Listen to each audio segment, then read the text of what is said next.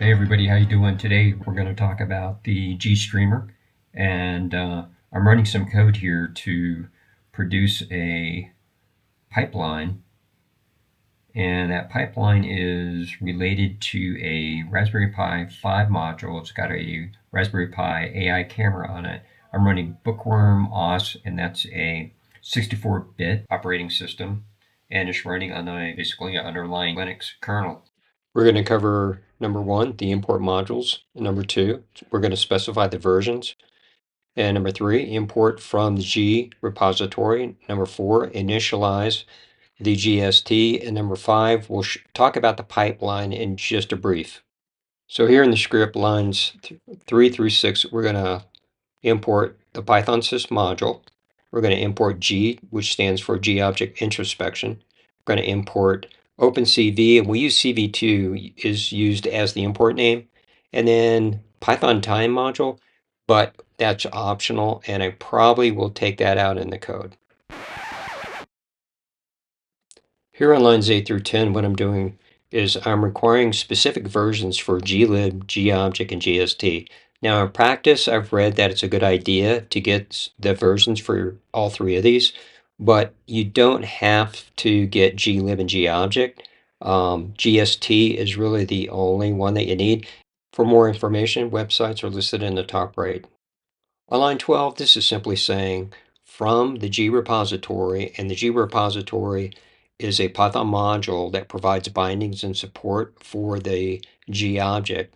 And so we're saying from G repository, import the GST, the G object, and the glib. And there's some information right there that you can take a look at if you want.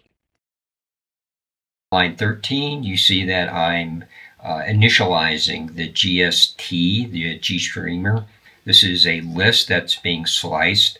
You know it's sliced because you have a colon right there in between the brackets. The one on the left means that the Python interpreter is not going to interpret the first argument that's passed on the command line when we run the script, which is going to be the script name. So we want to go to the next one over. So we set it at 1 because the list is indexed starts at 0. We want to go to the next, which is any kind of arguments that are going to be passed. On line 14, it's very important to initialize the GStreamer library. And you want to do that before in the code you create your pipeline. So very important to place that there. Here's the pipeline that I created. I'm parsing it and I'm assigning it to the variable pipeline.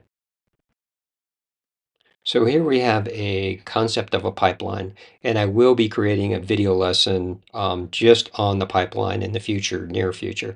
So you have a source on the left, and then you have the sinks on the right.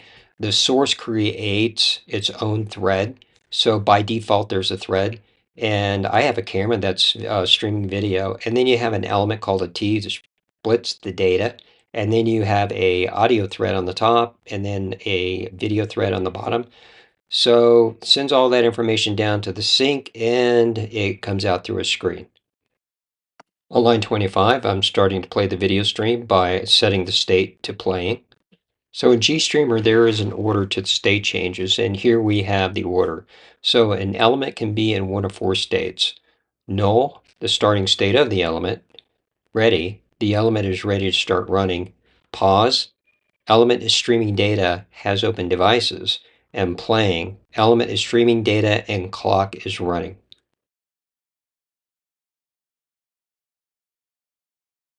Here we have the terminal opening up, showing us messages.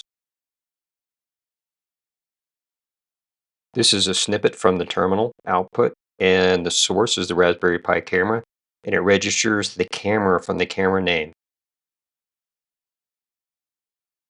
So here the camera is playing. You can see that it changes the state from pause to playing, and it's configured the stream.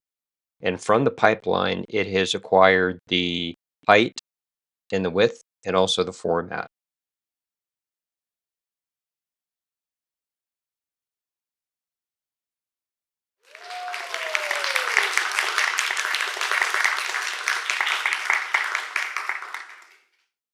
Here I'm demonstrating packets of data going in and then there are packets of data going out, and this is known as first in, first out. On line 34, we're taking the pipeline and we're applying the Gst.Bus method, and we're taking the results and sending them to the bus variable. Here's some information about the time pop filter function that I'll cover in another video, but stop the video to read it. And here's a snippet of the bus.time pop filter. And it has two arguments. You have a clock and then you have an error message and EOS message. I'll cover this in another video because it's really important to understand this and walk through it. So when you're closing your program out, you want to close the pipeline cleanly. So you want to set it to pause in the first state. And then the next state, you want to set it to ready. And then the final state, you set it to null. And you're all set.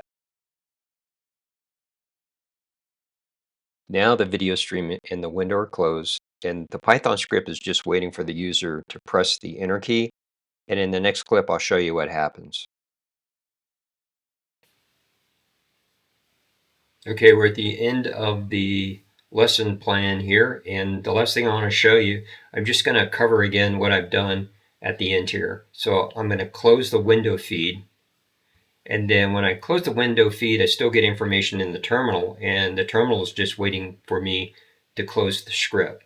So there's two ways you can do that. You can hit the Control-C key, or you can go, and if you're using an IDE, I'm using Jenny, and so I can go up here and hit this little red button right there, and that'll close it out. That's lesson 1.